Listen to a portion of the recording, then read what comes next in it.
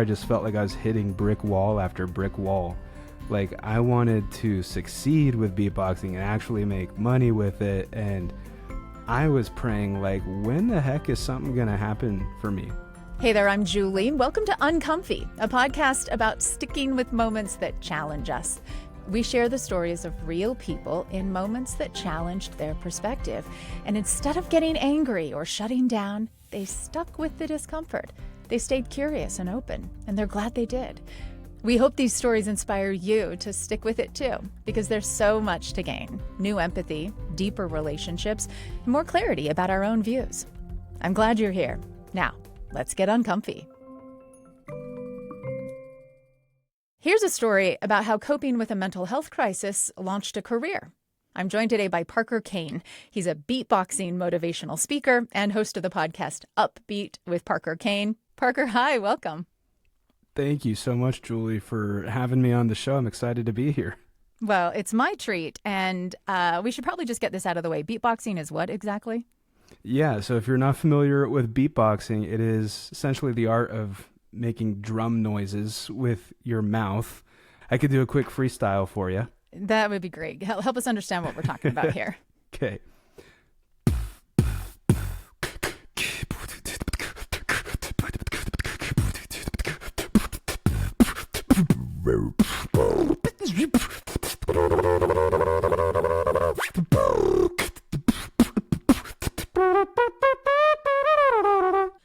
So cool. Awesome. Thank you, Parker. Okay, well, I'm really excited to hear this story, to find out exactly how beatboxing became part of your whole thing now, as a speaker and author and podcaster. And before we get into that story specifically, I do just want to let listeners know that part of Parker's story involves feeling suicidal. So if that is something that you're not in a spot to hear right now, please take care of yourself and wait till you're in a spot where you feel supported. But I do hope that you'll listen, because Parker's story is really important and ultimately really hopeful. And of course, if you need support right now or know someone who does, the National Suicide and Crisis Hotline is really a great resource for people in crisis and those looking to support them. All you have to do is dial 988. Okay, so Parker Kane, set up your stick with it moment for us. What's the background that we need to know? Yeah, there's so much that goes into it, but essentially I started beatboxing when I was 9 years old, and it was during a time actually that I was going through my parents' divorce, and beatboxing was something I saw Justin Timberlake do with the boy band NSYNC, and I loved it, little kid in the 90s, and so I grabbed hold of that, and I just was obsessed with it, and at the time I didn't think anything of it other than I thought it was cool, but looking back I realized that became a very important thing in my life that I knew at that time I had control over. It was my safe zone, so beatboxing became like a safe place for me, and it was something I just always wanted to pursue. Even up through college, I still had this big dream of mine alive of wanting to be a professional beatboxer, whatever that meant. And you can imagine, throughout all those years, all the people that are like, well, that's a cool hobby, but you can't make money doing that. And you should really pick something to go to college for. And so I was going to college actually to be a nurse. I wanted to be a nurse anesthetist too, and I was kind of living this double life of one was like my passion and my dream and how I wanted to change the world with beatboxing, and the other side was more of the societal norms, I guess. And the more I pursued that, going to college and stuff, the more I actually was, I guess, feeling a little bit like I was suffocating because I was putting what I liked doing on the back burner. And the more I ignored it and the more I pursued other things, the more unhappy I got. And I felt like for whatever reason, I just couldn't get a breakthrough. And, being someone who believes so heavily in a loving Heavenly Father and God, and building a relationship through prayer and everything, I was praying, like, when the heck is something going to happen for me? Like, I've put in the work. I've done everything, to get where I am with this talent. And I don't have any poor intentions. Like, I want to go uplift the world. Like, why do I keep hitting dead end after dead end? And so I think rather than someone saying I can't do it, it was more just like I was starting to believe it just wasn't the right path for me. And so I And so started to what? kind of bury it. Yeah. So this is where we're just about to the stick with it moment then for you, the moment where you had to make a tough choice. Take us to that point. What was your state of mind? Yeah. So it was hard because, being in college, you had so many friends and people around you that were very positive, very upbeat. Let's go hang out. Let's go do this. And I was someone who was starting to say no to going to outings. I just wanted to be alone. I was buried in the work and in the chase for the next dollar. I was going to school, working, doing everything I could. This is a long stretch of time where it just got worse and worse and worse to where I just didn't want to even go out and do anything and be around anyone. And on a night where I was particularly struggling, I had kind of a last prayer moment, where I was ready and in the mindset of just wanting to call it quits. And, if it wasn't meant for me, like, then what's the point, And I started to feel, Like call it quits on life. I mean, yeah, like, well, yeah, call it quits on pursuing beatboxing, but also just, what's the point of life? I can't get money. I can't get a girlfriend. I can't get good friends that actually care. Like, I got to a really negative mindset because a lot of that's not even true. It's just what I was telling myself in my yeah, head, you were depressed. It sounds like you were, had fallen into a depression and isolating yourself. Yeah, so I got to a point where I didn't want to keep going, and I said this last prayer, like, I wouldn't recommend praying to God like this, but this is just what I did in that moment. I was mad, I was yelling at him, I was crying, I was saying, why isn't this for me? I've done everything right. Like, I'm worthy of whatever you could send my way, and you're just not sending anything my way. And it was a real kind of battle with God. And I, in a way, gave an ultimatum of like, I need to see something or I'm out, And that night, shortly after that prayer, two things happened. One, I rolled over on my side. I was crying on the floor. And I saw my dog, Jesse, who was like my companion dog. And the first thought I had was, well, I'm not going to leave you. Like, how could I leave you? And who's going to feed you tomorrow? And I started like having all these thoughts. And then I had my best friend, Sean. He called me again shortly after this prayer saying, hey, man, do you want to go for a late night McDonald's run with some of our roommates and friends? And it was like midnight. And again, normally at around that time, I'd be saying, no, I'm good. I'm staying in tonight or whatever. But this particular time, I was like, what if this is the answer to that prayer? So I'm going to say yes. I'm going to go. I'll link up with them, go to McDonald's. This is the moment. This is the stick with it moment where you chose to stay open to the possibility when you were tired, not feeling up to it, had been in the habit of not going out. Maybe didn't even want to go out, right?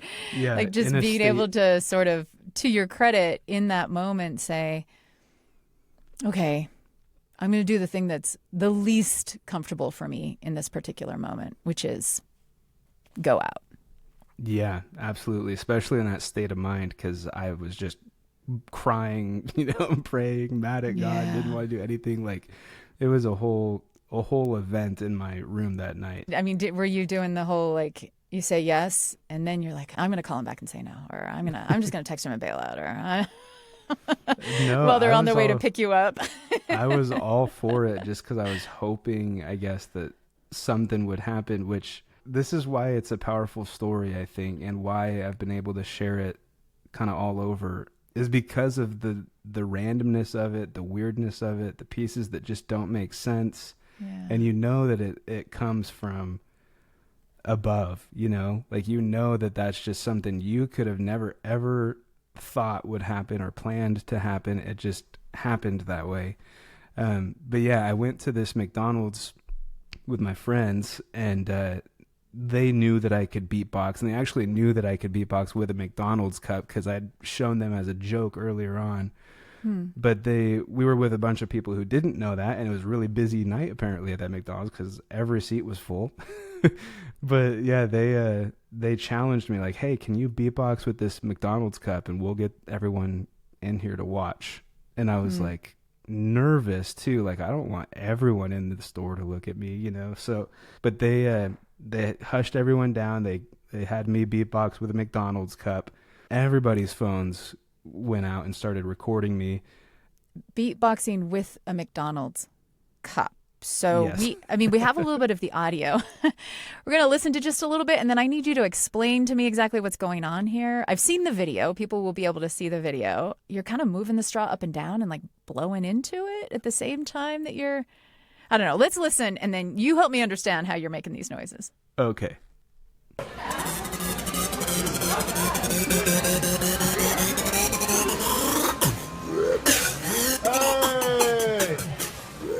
So you're kind of like breathing into the straw? Is that right?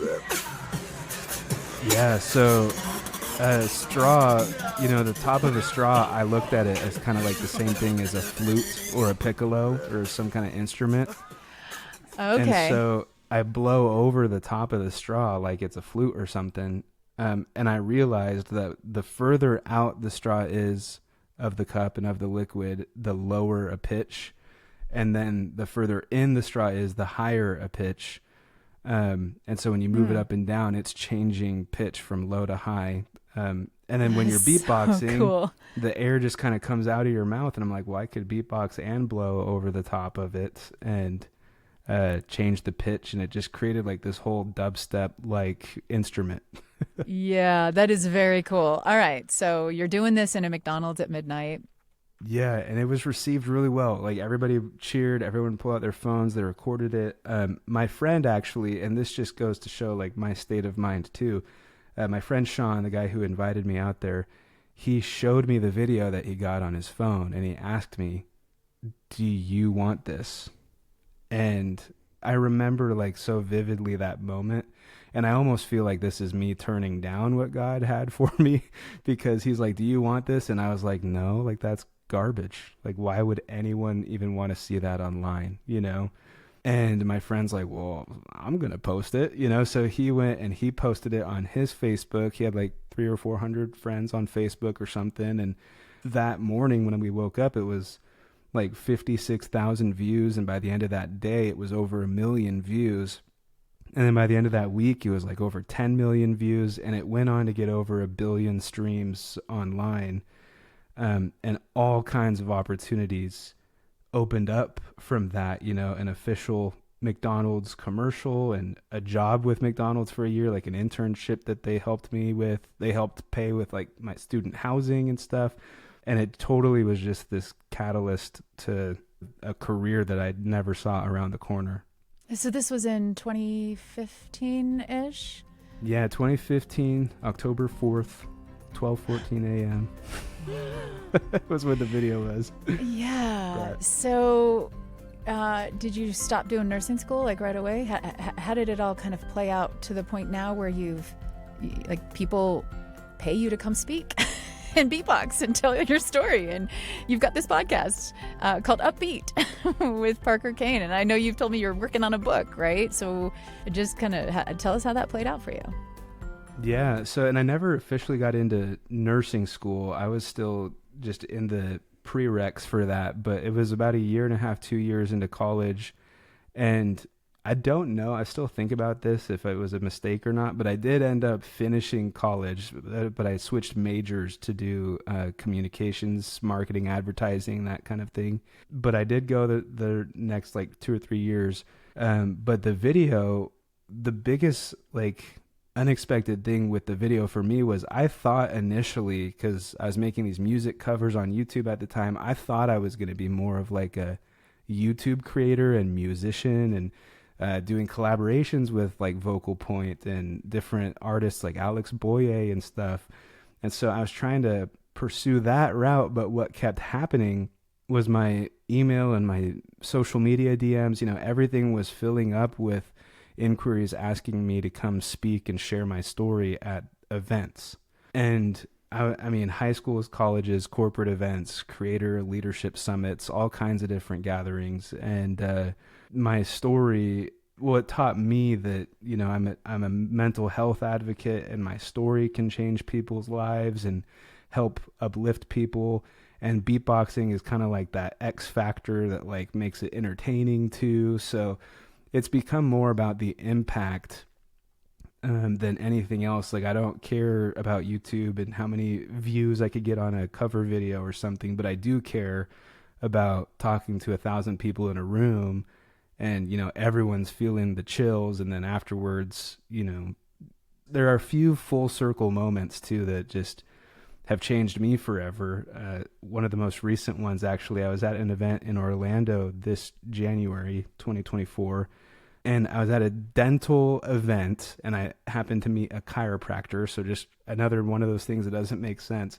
But the chiropractor, he came up to me after I beatboxed, and he was just almost in full tears. And he was like, "You are not going to believe this, but you and your story and your podcast is why my son is still here. You saved my son's life."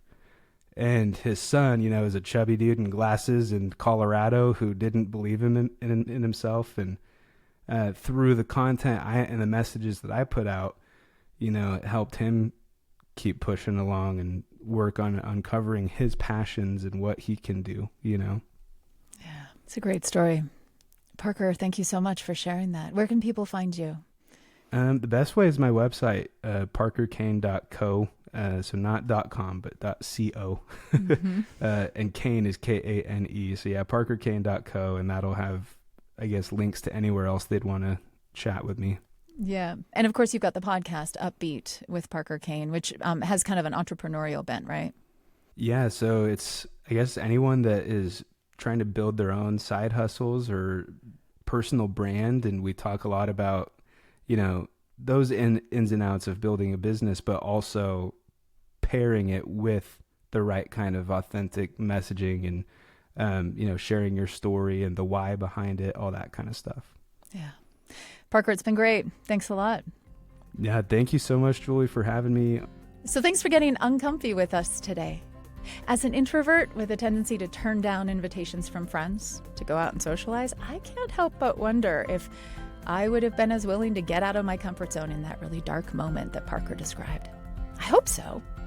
Has there been a time in your life when choosing to get or stay uncomfortable has led to something good?